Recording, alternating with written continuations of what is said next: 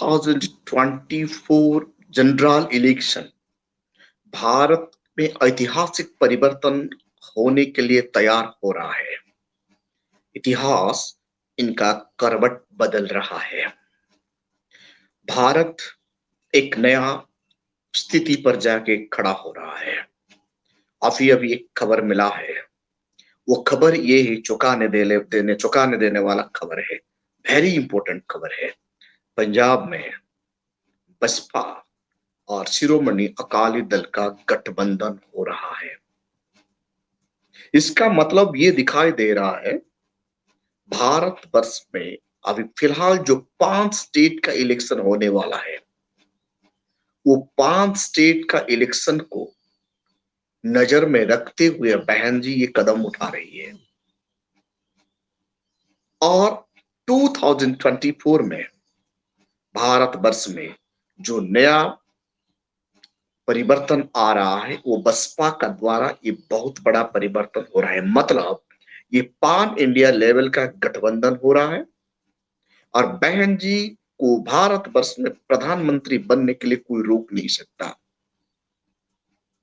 वो अभी बसपा सुप्रीमो बहन मायावती जी एक कदम पीछे दिखाई दे रही है। एक कदम पीछे मतलब आप समझ रही है। 2024 शूद्रों का शासन होगा, अनटचेबल लोगों का शासन होगा। ये भारत वर्ष में जो कम्युनल टेंशन आ रहा है, धर्म पे नाम पर जो एक्सप्लॉइटेशन है, जो लोगों को जो डराया जा रहा है, ये सब फिनिश होने वाला है। संविधान का राज होने वाला है। मैं आप लोगों को आज बता दूं, और एक मजेदार खबर अभी मिल रहा है। पंजाब का रोपड़ जिला में जिस जगह पर दादा साहब कांसीराम जी का जन्म हुआ था, उस जगह और उस डिस्ट्रिक्ट में आज मिठाई बांटा जा रहा है। क्यों जानते हैं? क्योंकि वहां शिरोमणि अकाली दल और बसपा का गठबंधन हो गया। मतलब पंजाब में बसपा का शासन आ रहा है। फरवरी मार्च महीना में उत्तर प्रदेश का इलेक्शन है। यूपी इलेक्शन में बीजेपी बैकफुट पर आ चुका है। समाजवादी पार्टी अपना परिवार में जो डिस्प्यूट है, इनको संभालते संभालते पीछे चला गया है और बहन जी अपना पत्ता खोल रही है और वो साइलेंसली उनका गठबंधन, उनका संगठन को मजबूत कर रही है। यूपी में बीजेपी तो जा रहा है, वो नहीं आने वाला है, क्योंकि यूपी में बीजेपी का अंदर ही फूट है। अभी मोदी जी का जादू चलने वाला नहीं है, सब लोगों को पता है। क्योंकि ये गवर्नमेंट फेल हो चुका है। कितने दिन तक ठगेगी लोगों को? लोगों को पता चल गया है ये ठगता है और जुमलाबाजी ज्यादा करता है। अब सब लोगों को पता है। टोटल मिशनरी बंगाल में यूज करके भी मोदी जी ये हार गए। अभी खुद का पार्टी मेंबर को बीजेपी संभाल नहीं पाएगी, क्योंकि जो पार्टी कमजोर नजर आता है, लोग धीरे धीरे उन्हें छोड़ते हैं। इसीलिए मार्च महीना में, फरवरी मार्च में 2022 में जो इलेक्शन होने के लिए यूपी में तैयार हो रहा है। यूपी इतना बड़ा सूबा है, यूपी से होकर ही भारत का पीएम बनता है। मतलब यूपी से ही बसपा का रास्ता तैयार हो रहा है। 2024 में दलितों का शासन आ रहा है, शूद्रों का शासन आ रहा है। आप लोग सतर्क हो जाइए, कमर कसिए, आपका रीढ़ का हड्डी को मजबूत कीजिए, कमर को कसिए। केंद्र में शूद्रों नहीं तो भारत में शासन होने वाला नहीं है। ये मैं दावे का साथ आप लोग को बता रहा हूं। उत्तराखंड में फरवरी मार्च 2022 में इलेक्शन होने वाला है। वहां तीरथ सिंह रावत जी का शासन है। रावत जी का शासन इतना खराब है, वहां कुछ डेवलपमेंट ही नहीं हुआ। बीजेपी उत्तराखंड में अपना दामन को बचाने के लिए कुछ संघर्ष कर रही है। उनका वोट पूरा माइनस हो चुका है। और उत्तराखंड में बहन जी रणनीति तैयार कर रही है। वो गठबंधन का साथ पान इंडिया बनाकर उत्तराखंड में लड़ रही है। अभी तक बहन जी उनका पत्ता नहीं खोली है। जल्दी ही ये मीडिया में आने वाला है, ये दिखाई दे रहा है। और वहां का बहुजन साथियों और बसपा वर्कर का मन में उमंग है, जोश भर चुका है। पंजाब में आपको पता है नियर अबाउट 30% से रिजर्वेशन लोग रहते हैं, शेड्यूल कास्ट शेड्यूल ट्राइब लोग रहते हैं, उनका परसेंटेज।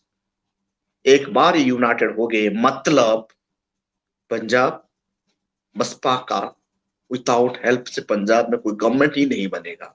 और इस साल पंजाब में और 2022 में पंजाब में बसपा कमाल कर रही है। और उत्तराखंड में बसपा आगे बढ़त आगे दिखाई दे रहा है।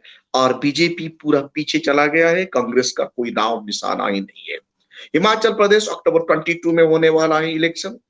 और वहां का इलेक्शन में बसपा अपना रणनीति का साथ उतरेगी। और हिमाचल प्रदेश में वो अपना जलवा दिखाएगी। वहां का बसपा का वर्कर ऑलरेडी अभी पहुंच चुके हैं, प्रभारी लोग वहां पहुंच चुके हैं, दिन रात मेहनत कर रहे हैं। और स्टेट का प्रेसिडेंट भी उनका बहुत मेहनत कर रहे हैं। ऐसे गुजरात का स्थिति बसपा का अच्छा है और बीजेपी का स्थिति उतना अच्छा नहीं है। गुजरात में भी बीजेपी बैकफुट पर आ चुका है। लोग पूरा को पूरा लोग कोरोना महामारी से त्रस्त थे, भयभीत थे। गवर्नमेंट मिशनरी वहां फेल है, इसीलिए गुजरात में भी बीजेपी हार रही है। तो इससे पता चलता है आने वाला कल भारत वर्ष में कैसे बसपा का डंका बाजने वाला है।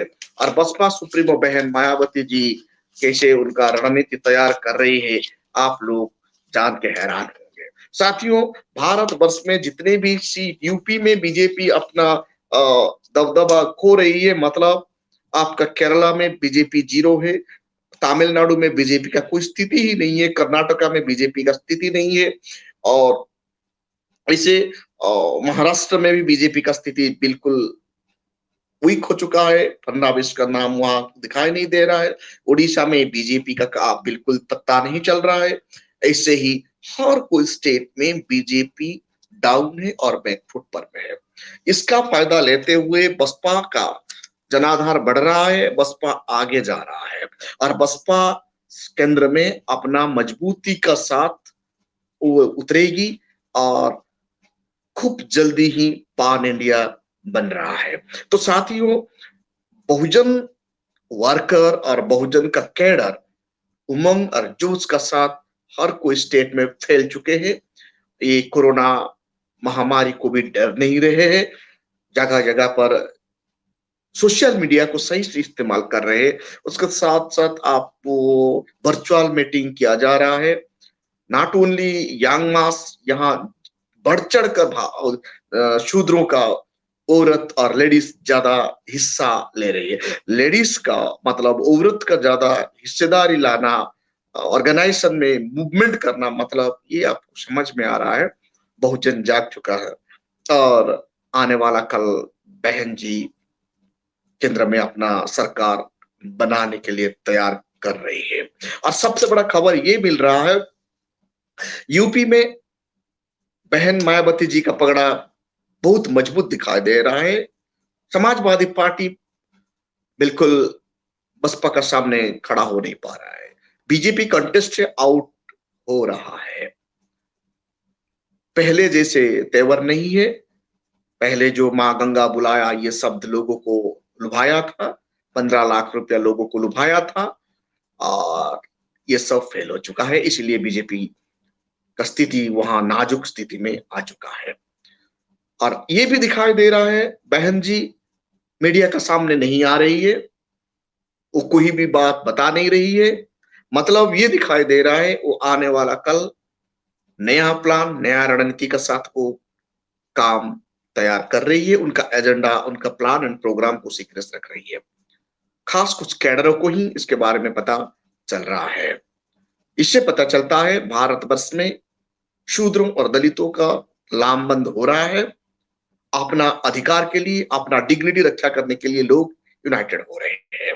क्योंकि लोग आप जान चुके हैं डॉक्टर बाबा साहेब अम्बेडकर का 113 स्पीच, वहां बाबा साहेब अम्बेडकर बताते हैं one leader, one political party, one programme और वन एजेंडा होना चाहिए।